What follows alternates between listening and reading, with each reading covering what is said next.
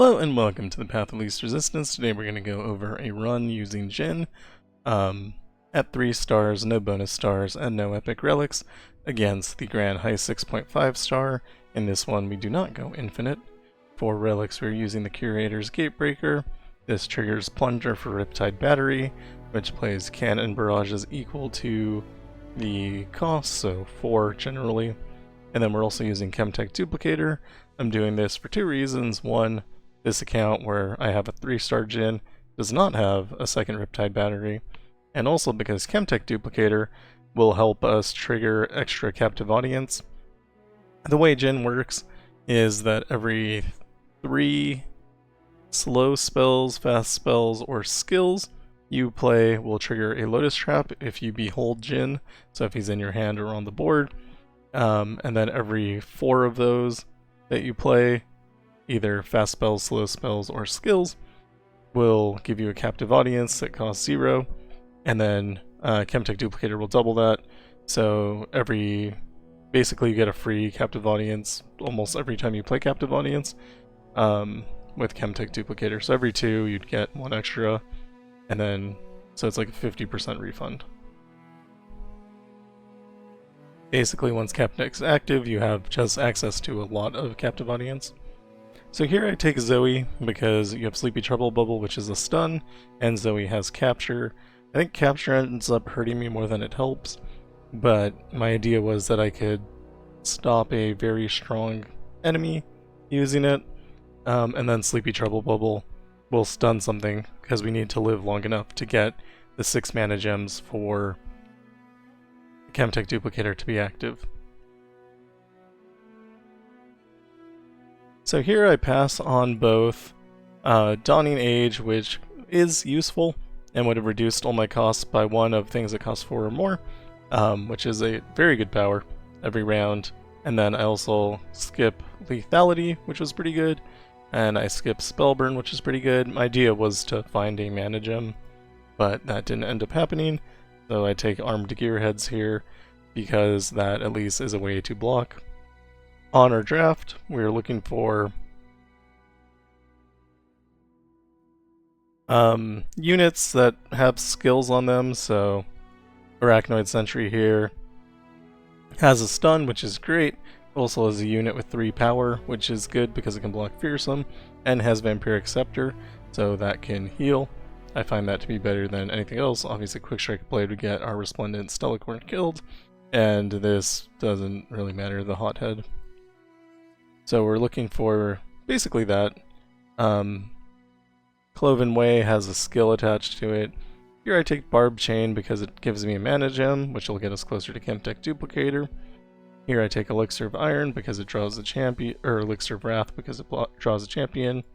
Altar of Unity here, we have to avoid taking more champions so that we don't reduce the chance of drawing our Jhin. If we don't get Jhin, we basically lose the game. And Cygnus costs 6, so we take Altar of Unity even though we never plan on playing it. With Nora's Tea, it can still help us with the Mysterious Portal. We have Captive Grey back here because it has an attack skill. It also has Shadow Totem, so if we play it on our attack phase, that attack will go off twice, which is 2 triggers into Jin's ability. And here I take Sunken Temple because I felt the other 2 options were worse. And Sunken Temple costing 3 seems like it could be useful. I think it ended up not being useful. And here I take the Witness. I thought about taking Coastal Defender because it's kind of strong and it has Deathless on it, but the Witness comes with Play Stun an enemy, so it's kind of like a more expensive Arachnoid Sentry. Stuns are really good, so we take them when we see them. So the entire play plan is to get into Chemtech Duplicator, so 6 mana gems, survive until that point, and then we should be able to take over the board by using just tons and tons of spells.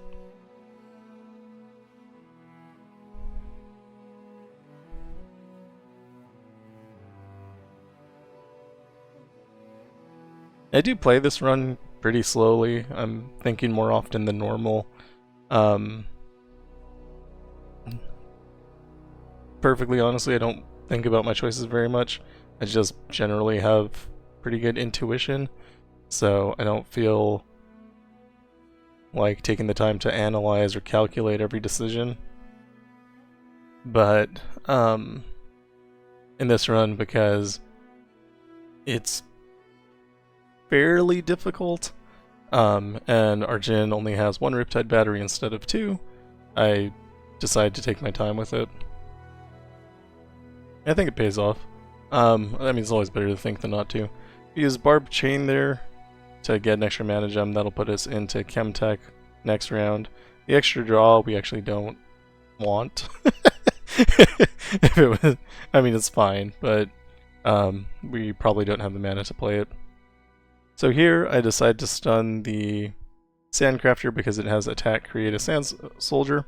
So this just prevents taking 5 extra damage by stunning that, even though it has less power than the Inspiring Marshal. I do drop Sunken Temple here, which updrafts my entire hand. And I'm not sure if that's good, because you can lose any captive audiences that you created. But like, it's not bad. It's fine.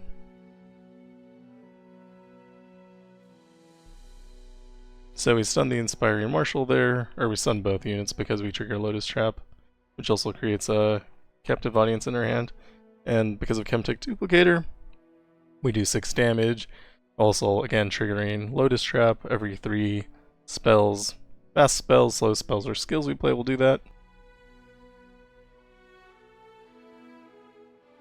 And you can see how Chemtech being active is just triggering that repeatedly. So that's the advantage of Chemtech over a second Riptide Battery. The advantage of a second Riptide Battery is that you get more upfront damage and you create more captive audience immediately, which is really strong. And because Lotus Trap does 1 damage to the enemy nexus when it triggers, all we need to do is trigger Lotus Trap. And we do that by playing 3 fast spells, slow spells, or skills. You can also see how captive audience keeps replenishing itself because of the Chemtech Duplicator.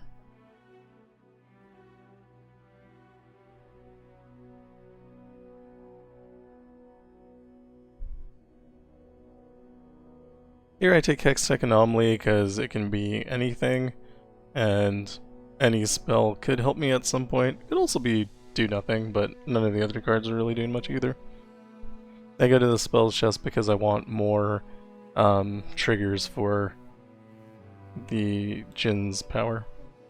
I think about taking Wildfire because it's a slow spell, but I go with Invoke instead because Invoke can make a bunch of really good cards, and I figure that is probably more useful. Here we keep Zoe. It has the capture, and also having Zoe in hand means we're more likely to draw Jhin due to the level 20 power.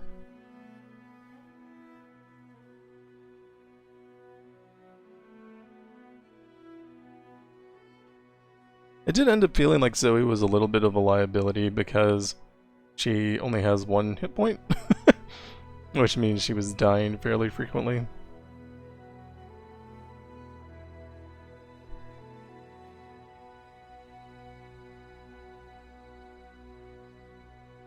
So again, the major goal here is just surviving long enough to get Chemtech active.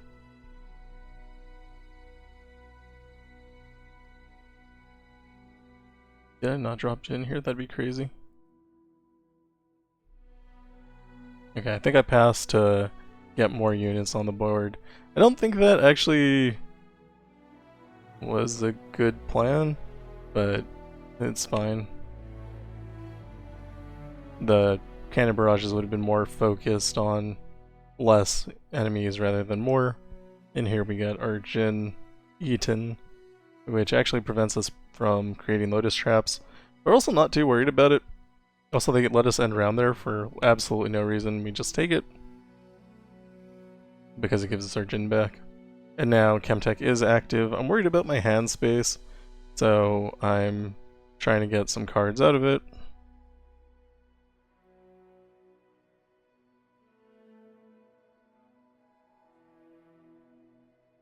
With Chemtech active, we'll be able to create a lot of captive audience, trigger a lot of Lotus Traps. Lotus Traps will stun the smallest unit. So there, it stunned the unit that I was targeting, which, you know, not the greatest planning on my part.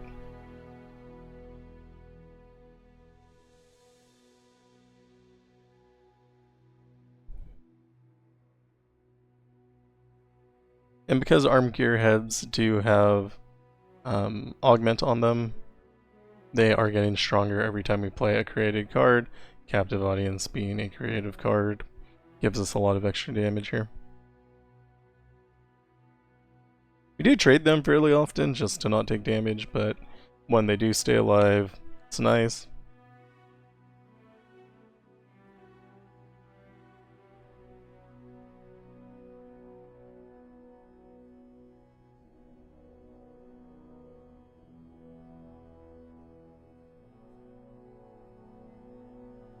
And here I'm deciding what the best option is. I end up with Starry Scamp because we do have some Celestial cards, so occasionally that'll just be a free zero cost card.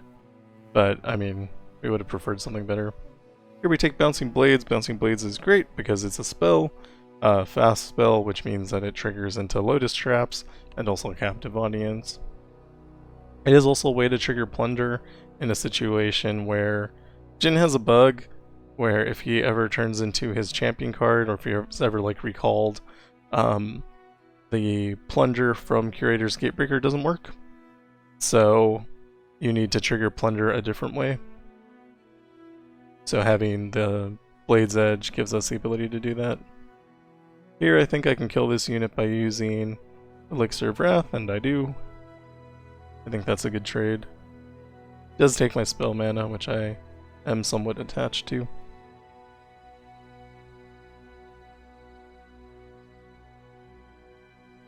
Generally speaking, I'm trying to get rid of the super cool star chart as my discard option. I don't know how much it matters. Like if I got rid of Sunken Temple, that wouldn't have been worse necessarily.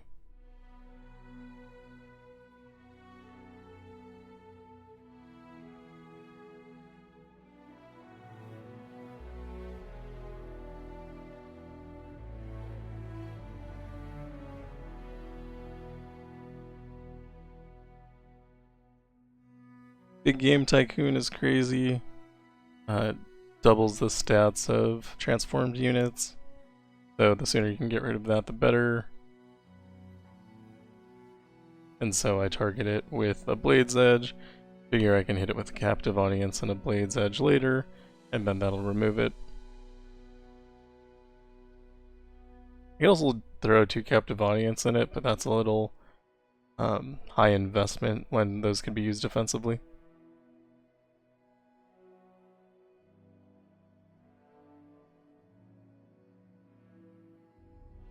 I barb Chain here because that makes it so that Chemtech Duplicator is now active, and then I can just stun the 2 attacking units.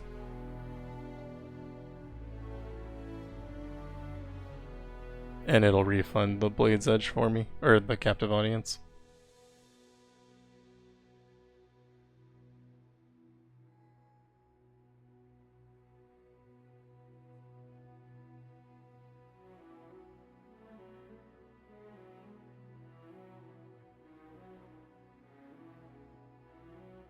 And here, I should probably use a Captive Audience to finish off the big Game Tycoon, and I do. Just if he doubles stats on units, it makes it more costly to remove them, so reducing the amount of units is better. Not sure what I do here, but Crescent Strike seems right. Gets a card out of my hand, which lets me get more Captive Audience, and then we can use the Captive Audience to stun more units.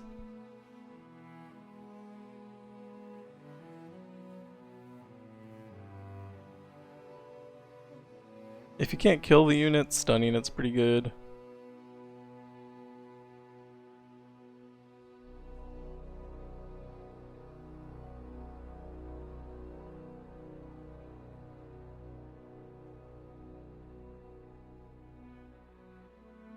And I think here I realize that I can kill tough units if I hit them enough times.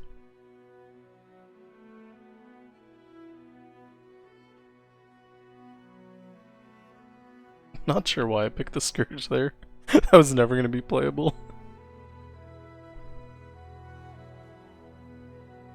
Like I said, I was taking a lot of time to think about every one of my actions, and that's fine. It's a thing you can do.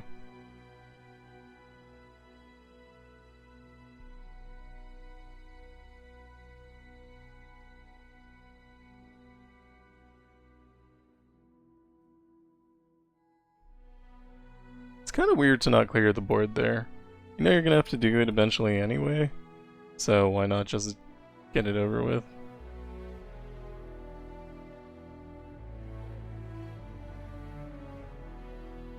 And you can see how Chemtech Duplicator is giving us just a bunch of Lotus Trap and a bunch of Captive Audience. We spent 2 and got 3 back. We also stunned the entire board. So all that stuff is really good. I love Chemtech. The only downside is that you do have to survive until it becomes active.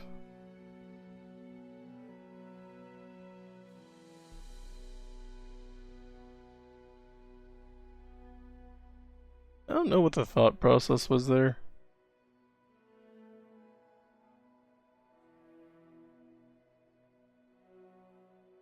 Guess strip the spell shield, and then do a little bit of damage. It's gonna get stunned anyway because of Lotus Trap.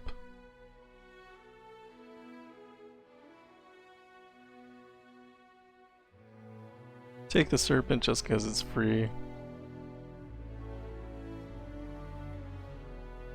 And you can see that I forgot about the adventure effect where things grow to be 1 bigger than the strongest unit on the board, because otherwise I definitely would have finished off the units.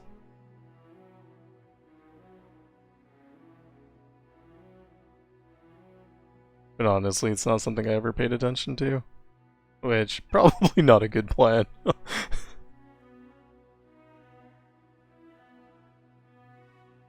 That transform actually killed that unit. If they hadn't transformed, it would have stayed alive.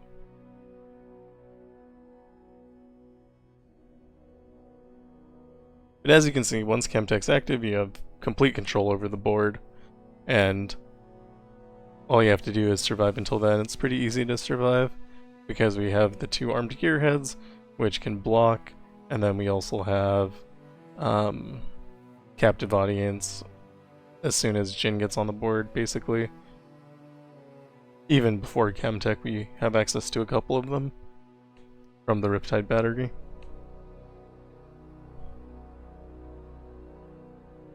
And we go into the clock hand.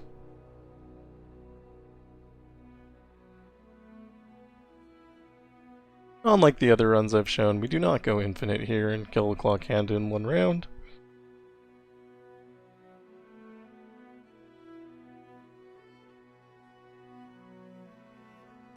I kept the Elixir of Wrath in case I needed to use it to draw Jhin, because it has the hero's horn on it. And here I capture the clock hand, which is a giant mistake.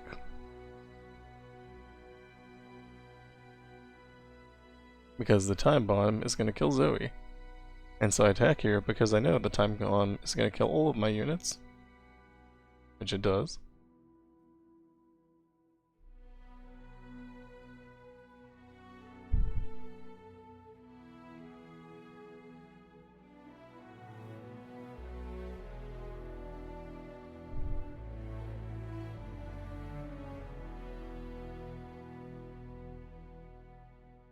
Here, I think about playing the Arachnoid Sentry or the Sleepy Trouble Bubble, but I think that with the 3 mana they can probably play another unit down, so I don't do that, and then I take damage.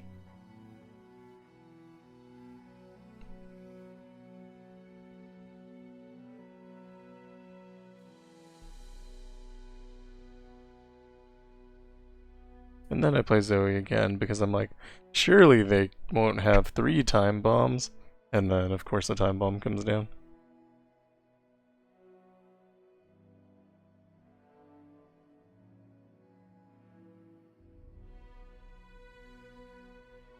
every time we capture... I take Moonglow like it can help save my Zoe, but obviously it can't. Every time the clock hand gets re-summoned, it is creating more of the instant sentry powers, so it's just making my opponent stronger every time I capture it and then release it to Zoe dying. I mean, and here the only move is to play Jhin. Again, not sure why I'm hesitating.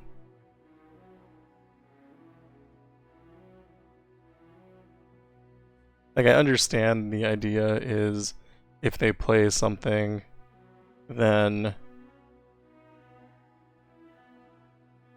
we could maybe kill it with a Cannon Barrage, but if there's already enough hit points on the board that the Cannon Barrage already isn't killing it, it actually doesn't matter at all, and so not playing Jhin doesn't make any sense.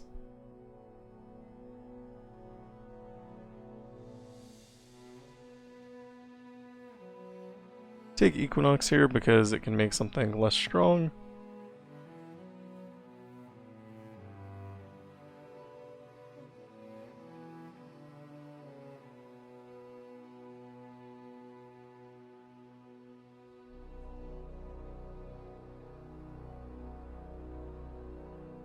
So this is the last round I plan on taking any damage. But I do know that I'm going to take damage this round.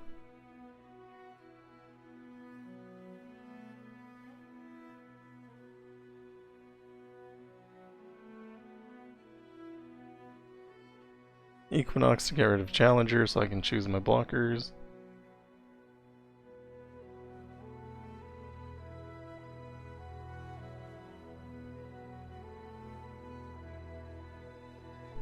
And I keep the Captive Audience because Chemtech's going to be active next round, and that'll just push me closer to more Captive Audience. If I spend them now, I get less value out of them.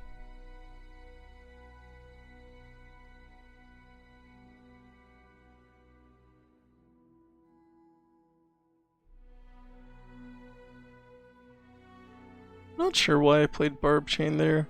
It does give me 2 mana gems, which is nice. But I think playing Captive Greyback would have probably just been better.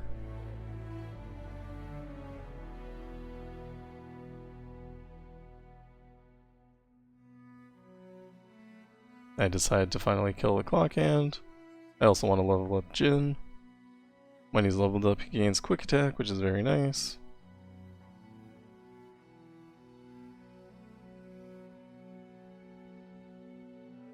And I have Elixir of Wrath, so I can attack here.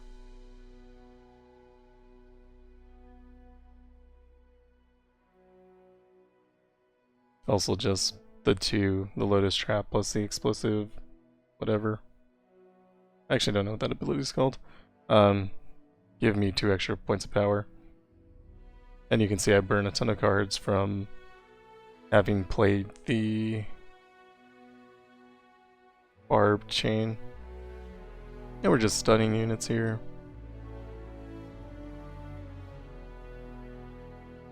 Elixir of Wrath makes that guy big enough to kill the unit. Killing unit's better than just stunning unit. But if we can't kill the unit, stunning unit also just fine.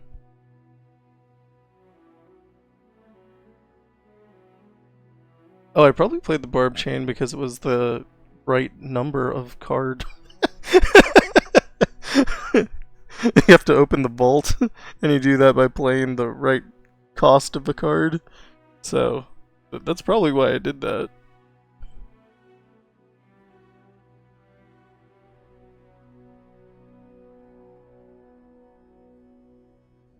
I don't know why I spell shield the spider, it's fine.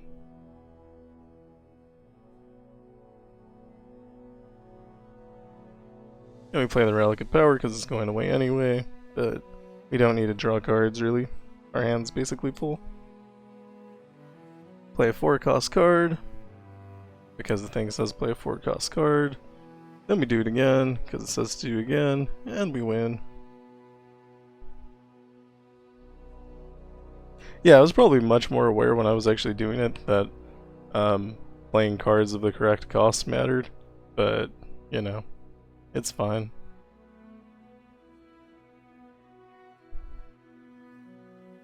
So you always have an interesting choice here of going left or right.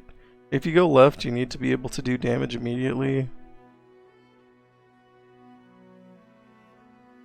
If you go right, this guy steals your created cards, which the 3.5 star version makes a copy of it. This one steals the first one you create.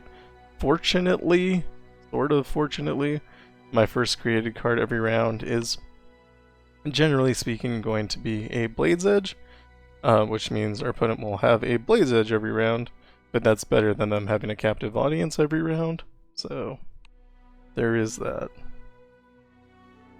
And here's where I actually read the rules, because I'm like, why do I not have a Blade's Edge and he have a Blade's Edge? Because I don't read things. If I've shown anything over this year of making videos, it's that I do not read.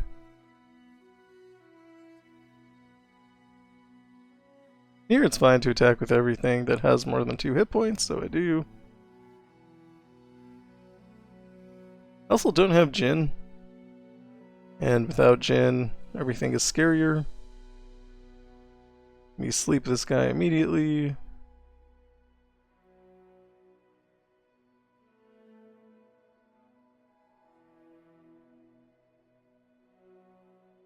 I probably should have overridden the Warlord's whatever Horde Palace, one of those two, rather than the unit that could have blocked, but here we are.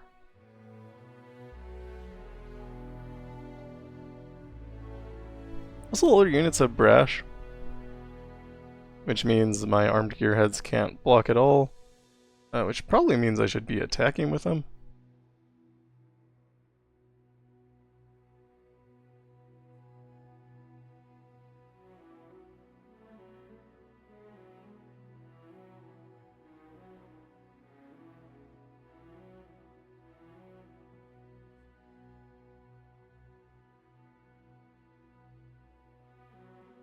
And here I lose the game because I can't block. I'm trying to find a way that I could block, but I simply cannot.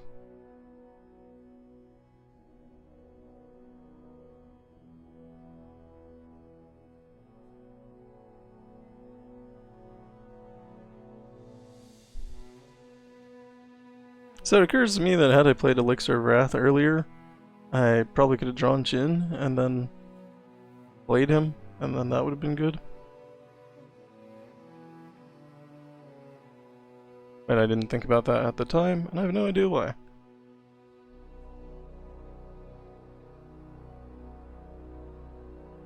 Reroll everything, hoping to get Jhin, and we find him.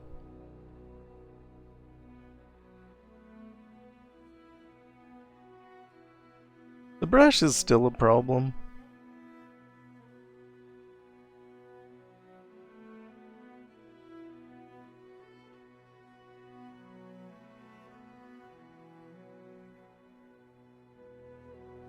Taking stuns is good.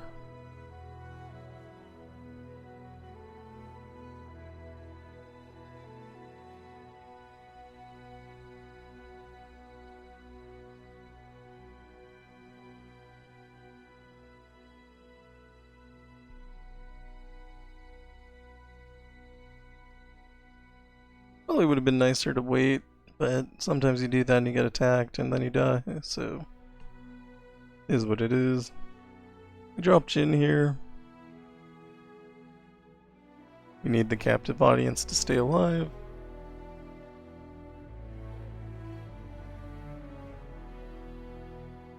And I can't attack with Jhin here.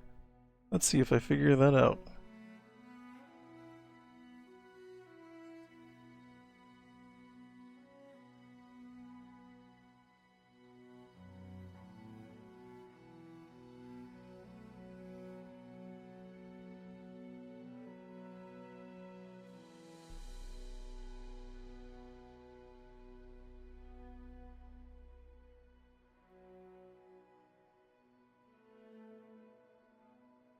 So here we are triggering Chemtech Duplicator. If we play Zoe, we're going to get hit with Blade's Edge. do it anyway. Get hit with Blade's Edge. So we can block a unit here. We stun, we stun. And then the Lotus Trap stuns the final unit, and we take 0 damage.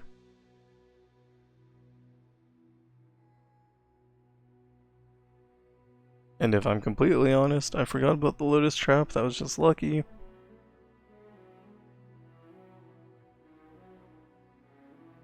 Not sure why I decided to kill the smallest unit there. Second smallest unit makes sense.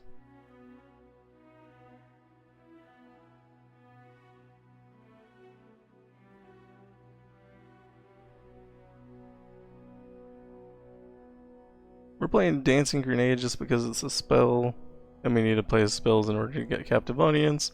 Right now we're low on Captive Audience, and low on Captive Audience means we're losing.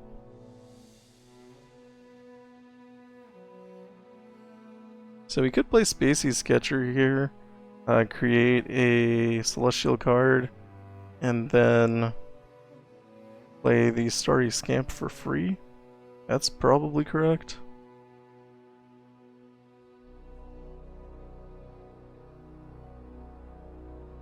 And here I do damage, just so it's easy to kill.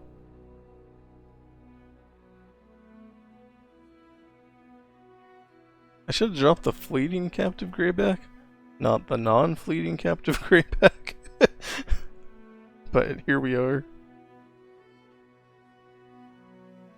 This will definitely stun the unit, so it's fine.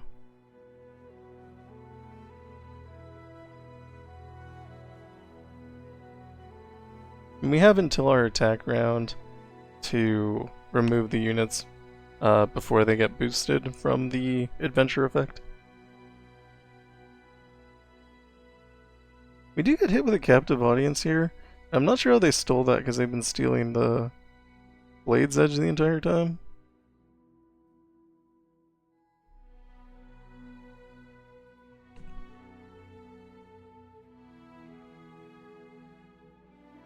But it's fine, we remove everything. Should have removed them a little bit earlier because they were able to draw because they attacked with the Brash Gambler.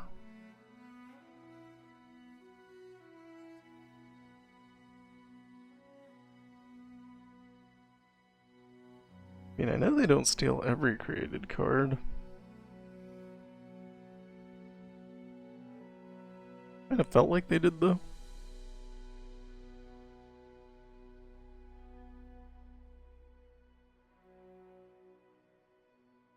Yeah, whatever. We win.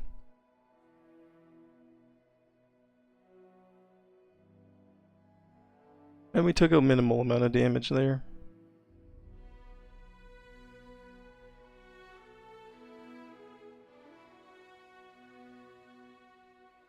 I take Guiding Touch here, just because healing is good, and it also draws a card, so it's like having a free card.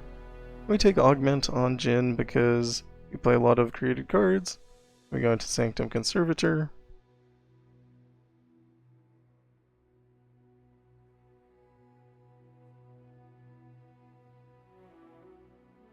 Reroll everything because none of them say Jhin.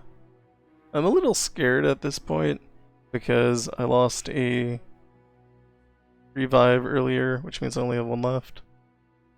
Or I have 0 left, rather. So if we lose, we lose. I do know that I need to be in a position where I have 3 hit points to block this Fearsome. Or not 3 hit points, 3 attack power. So I can block the Fearsome.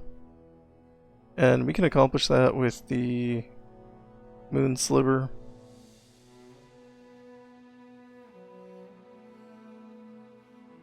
I'm deciding whether I want to keep Jhin for this round or next round.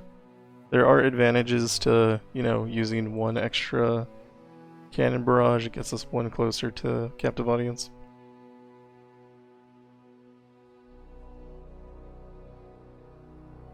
But I end up playing Zoe to eat the Sanctum Conservator. And then we just block. Here my hand's pretty full, so I want to get rid of cards from my hand. And again, I do the same thing where even though Cannon Barrage would have been like the perfect amount of damage to kill the guy in front of me, I pass and let them play another card so that Cannon Barrage can't kill either of them. It's a bad pattern that I'm in.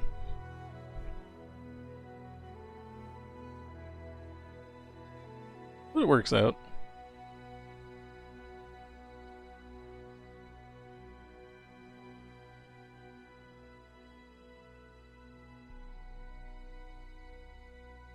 Blade's Edge primarily to get an extra power on the armed gearhead.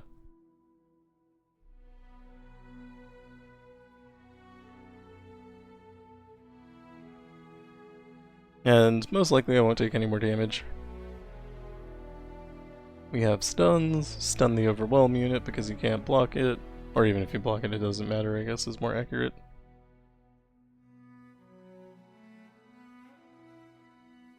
I almost think it would have been better not to captive audience there.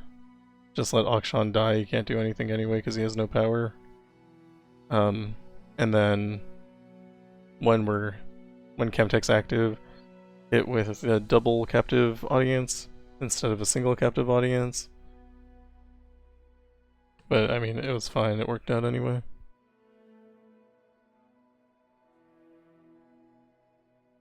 So here I'm just trying to decide whether to open attack or not. I could have at least attacked with Zoe, that would have been smart. So the armed gearhead will grow if we play created spells. So I do that. I play some created spells here. I do forget that it'll stun it. But because we have Overwhelm, it's still positive.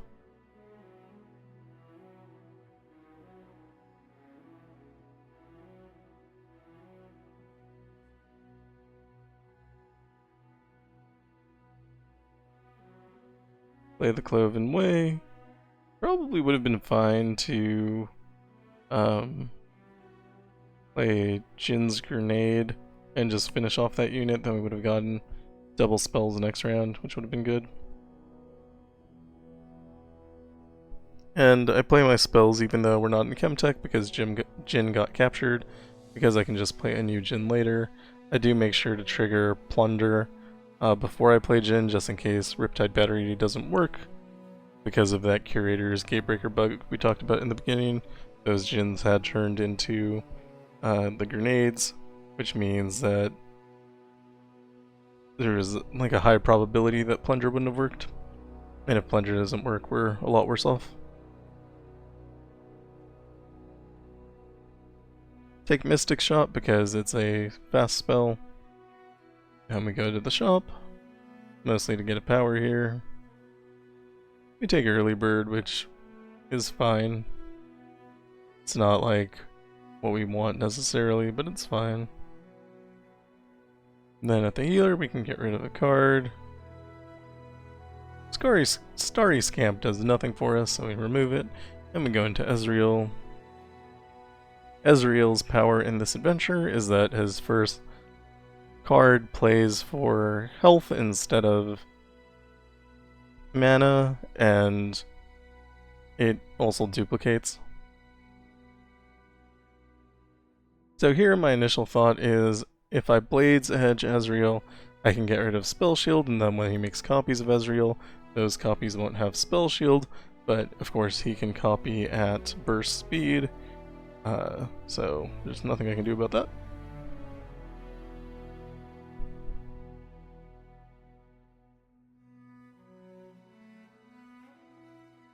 Moon Silver is great because it lets us play Jhin next round. And yeah, one of the problems with this Ezreal adventure is that he just starts with like 3 of them on board for free. It's kind of messed up. So most of the early game is just trying to remove them so you don't die to spell damage. If they do level up, every spell they cast will do like 2 damage to you per Ezreal. So if they have a lot of Ezreal, it's going to be a problem. They do copy the biggest unit, which is the Sanctum Conservator, which is nice because it's not an extra Ezreal.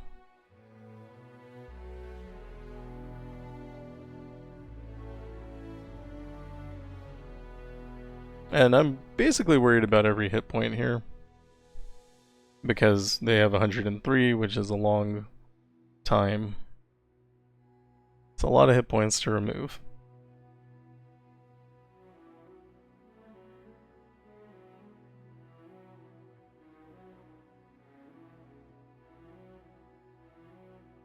Here they Shimmering Mirage on the Ezreal without Deathless, which is great.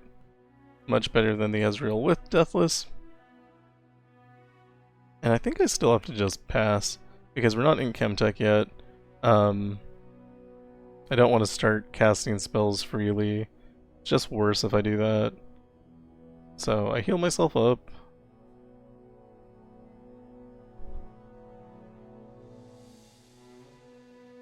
And honestly, the best draw right now, I'm considering attacking because it would be fine. It also gets me closer to another captive audience, but I see that the Lotus Trap won't trigger, so it'll only put me at 13 power instead of 14, which means one of the elusive Ezreals, or ephemeral Ezreals, could kill my unit, so that's bad, and we don't want that.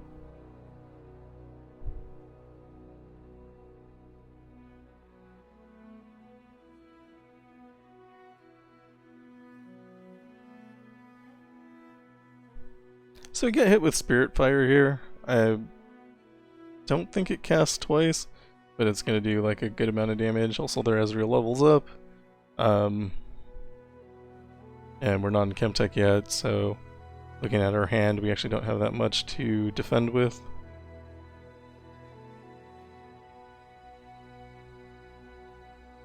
Could kill that Ezreal. Probably should. Could Blades Edge the right side unit and then... Okay, killing the Sanctum Conservator is also good. Alright, we're not in Chemtech yet, so that wouldn't have worked. Well, everything I said wouldn't have worked. I'm glad I was thinking then, because I'm definitely not now. Anyway, the Spirit Fire kills our Jhin. I use Blades Edge to reactivate Plunder.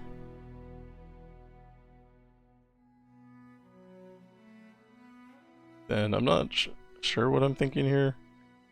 Okay, so I'm playing Zoe just to make sure that we get rid of another spell. We don't want Jhin to get targeted since it's our last Jhin in hand. So Zoe's a passing move into sacrifice. Then we drop Jhin.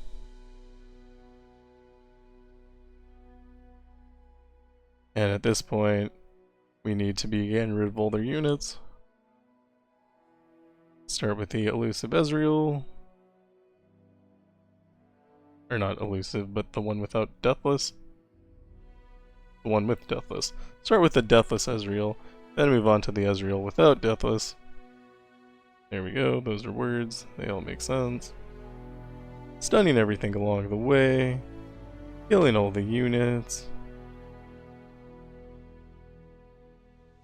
That captive audience probably would have been better on Ezreal because we would have stunned that unit anyway. Then when we attack, because Jin's leveled up, the 4 damage would have killed it.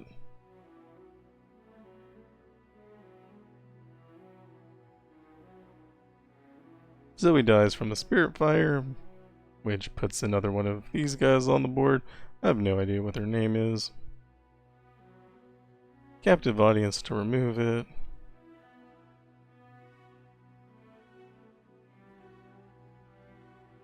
I think I'm looking for lifesteal right here. So I take Golden Sister. Present Strike maybe would have been better overall.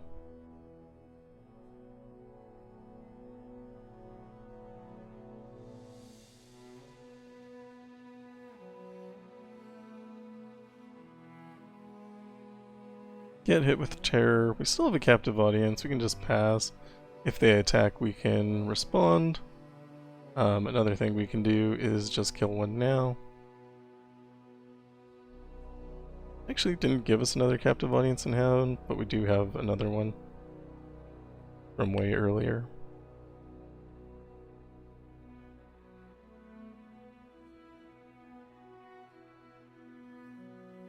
I would be surprised if I had thought about it, but I should have just used my captive audience to remove those so that they didn't gain all those stats like they just did right here. But this is fine. We have Overwhelm, so we can stun, and then it's not a blocker anymore, and then we win the game. And that is that adventure. Overall, I think it went pretty smoothly, except for the one node where we didn't draw anything that could block, didn't draw any stuns, and didn't draw Jhin. Even then, had I been more aware of the cards in my hand, I could have played the Elixir of Wrath and drawn Jhin and probably played him and stayed alive, but I did not do that, which was a giant mistake. But yeah, I mean, overall Jin's just really good. So this is at 3 stars, so it doesn't even have Explosive Finale. If you have the 4 star, you get Explosive Finale for free. It's even better. Just make sure you're taking cards that are fast spells, slow spells, or skills. That way you can keep building up those Lotus Traps and getting progress towards Captive Audience. You can also try it without Chemtech Duplicator and double Riptide Battery. I'm not sure if that's better or worse. I did it on my main account after I did this run, doing that method, but I also had Explosive Finale and like the 5-star power. So, I mean, that was incredibly smooth and much faster, but obviously more powerful. So I'm not really sure which works out better. You can try them both. If one doesn't work for you, do the other. And overall, it should look something similar to this. Your draft might matter a lot, but even if you have to re-roll early, like if you take Bouncing Blades, that's still a very powerful ability. Armed Gearheads obviously helps because it gives you 2 blockers, and because they have Augment, you can build them up to 3-3 or 3-1. Which will let them block fearsome units, which is important. It's always important to be able to block fearsome. So, anyway, that is all for me. That is my advice. Thank you for watching. If you like what I'm doing, like and subscribe, and I'll see you in the next one. Goodbye.